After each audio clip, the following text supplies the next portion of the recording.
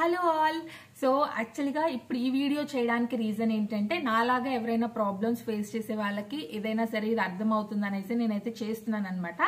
నేను ఇన్ని రోజులు ఈ టాపిక్ గురించి మాట్లాడచ్చా లేదా, మాట్లాడదామా వద్దా అని ఆలోచించాను. బట్ ఫైనల్గా ఎస్ మాట్లాడదాము, బికాజ్ నేను ప్రతిదీ షేర్ చేస్తున్నాను. ఈ విషయం కూడా మీతో షేర్ చేయాలి అని చెప్పేసి అయితే నేను ఈ వీడియో రికార్డ్ చేస్తున్నాను. రీసెంట్గా నేను బ్లడ్ టెస్ట్ చేయించాను అనమాట. సో అది కూడా ఎందుకు చేయించాను అంటే నాకు పీరియడ్స్ అనేవి రాలేదు ఇంతవరకు. అంటే ఆద్య పుట్టినప్పుడు నార్మల్ గా మనకి మెన్సెస్ ఉంటుంది కదా, అది ఒక 15 days to 20 days లాస్ట్ అయింది నాకు. దెన్ అప్పటి నుంచి ఇప్పటిదాకా నాకు పీరియడ్ అనేది రాలేదనమాట. సో దాని గురించి నేను పర్సనల్ గా డాక్టర్ దగ్గరికి వెళ్ళాను. తన రీజన్ ఎక్స్ప్లెయిన్ చేసింది. బట్ ఈవెన్ తో మా చుట్టుపక్కల ఉంటారు కదా, నాతో పాటు డెలివరీ అయిన వాళ్ళందరికీ వచ్చేసింది అనమాట. 3 months కి వచ్చింది, కొందరికి 6 months కి వచ్చేసింది, కొందరికి 1 month కి వచ్చేసింది, కొందరికి 2 months కి వచ్చింది.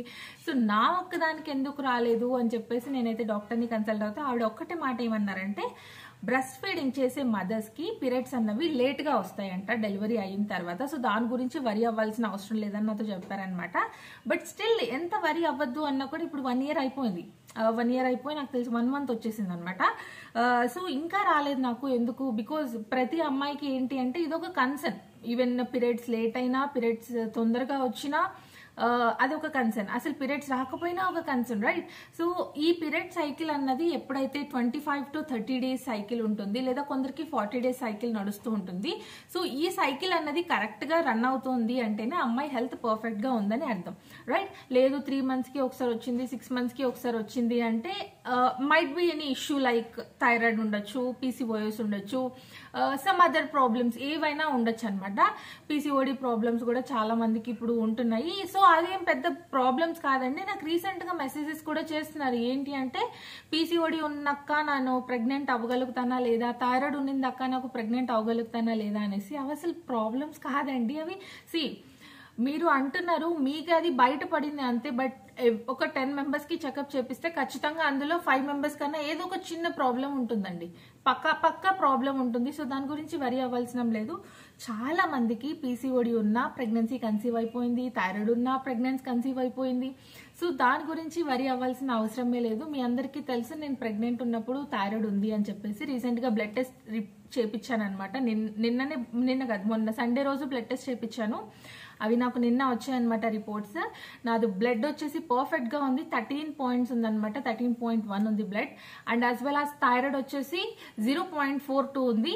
And it's completely normal. And నాది డెలివరీ అయిపోయి ఇన్ని రోజులు ఉన్నా కూడా నేను ఫస్ట్ డెలివరీ అయిపోయాక 6 months కి చేయించాను.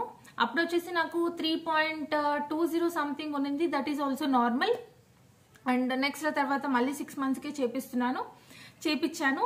సారీ, అది కూడా కంప్లీట్లీ నార్మల్ వచ్చింది రిపోర్ట్స్. సో 0.42 ఉంది. కంప్లీట్ గా నాకు థైరాయిడ్ లేదు.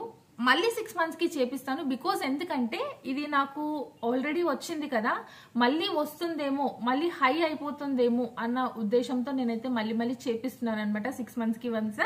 సో నాకు థైరాయిడ్ పోయింది. అండ్ ఈవెన్ బ్లడ్ కూడా మంచిగా ఉంది. స్టిల్ నాకు పీరియడ్స్ రాలేదని డాక్టర్ని కన్సల్ట్ అవుతే తను అన్నారనమాట, ఎక్స్క్లూజివ్లీ బ్రెస్ట్ ఫీడింగ్ చేసే మదర్స్ కి కొంచెం లేట్ గా వస్తుందంట పీరియడ్. సో దాని గురించి మీలో ఎవరైనా అది కనుక ఫేస్ చేసేటట్టుంటే, నాలాగా ఎవరైనా భయపడేటట్టుంటే అది మీరు భయపడాల్సిన అవసరం లేదు. So be happy. అండ్ నేను అడిగాను 1.5 year వరకు వెయిట్ చేయమన్నారు నాకు. 1.5 year వరకు వెయిట్ చేస్తాను. అండ్ దెన్ ఆ తర్వాత మళ్ళీ ఒకసారి అయితే కన్సల్ట్ అవుతాను. దాని తర్వాత మళ్ళీ మీకు అప్డేట్ ఇస్తాను అనమాట. సో నాకు ఇప్పటి వరకు అయితే ఇంకా పీరియడ్స్ రాలేదు.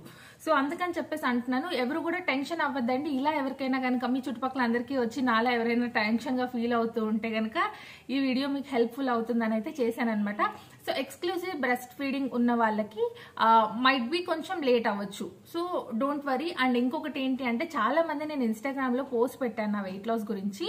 నేను మళ్ళీ కంప్లీట్ గా సన్నగా అయిపోయానని నేనైతే చెప్పను. బట్ ఉన్న వెయిట్ కంటే కొంచెం తగ్గాను అనమాట.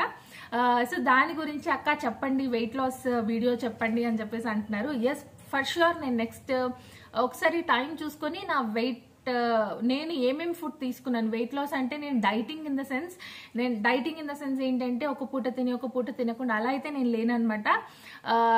సో నేను పర్ఫెక్ట్ గా తింటూ నేను కొంచెం వరకు వెయిట్ లాస్ అయ్యాను. మరి ఎక్కువగా వెయిట్ లాస్ అయితే ఇంకా అవ్వలేదు.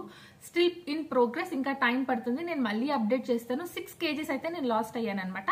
సో దాని గురించి నేను ఏదైతే ఫాలో అయ్యానో అది చార్ట్ అయితే పెడతాను. అండ్ ఐఎమ్ నాట్ న్యూట్రిషనిస్ట్, నేను ఏది సర్టిఫైడ్ కాదు, నేను జస్ట్ నా ఎక్స్పీరియన్స్ ని మాత్రమే నేను ఇక్కడ షేర్ చేస్తున్నాను. ఎవరికైనా నచ్చితే కనుక మీరు ఫాలో అవ్వచ్చు.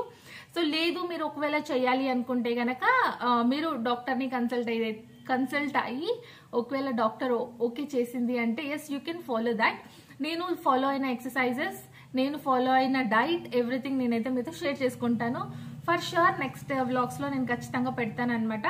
నేను ప్రెసెంట్ వచ్చేసి మా మమ్మీ వాళ్ళ ఊర్లో ఉన్నాను. సో ఇక్కడ నాకు వీడియోస్ అప్లోడ్ చేయడానికి నెట్ సరిపోవట్లేదు, ఇక్కడ వైఫై లేదు మమ్మీ దగ్గర. సో అందుకని చెప్పేసి నేను వీడియోస్ అయితే పెట్టట్లేదు. Once I'm back to Hyderabad నేను కంపల్సరీ వీడియోస్ అన్ని అప్లోడ్ చేస్తూ ఉంటాను అనమాట. Thank you so much for watching this video. Bye.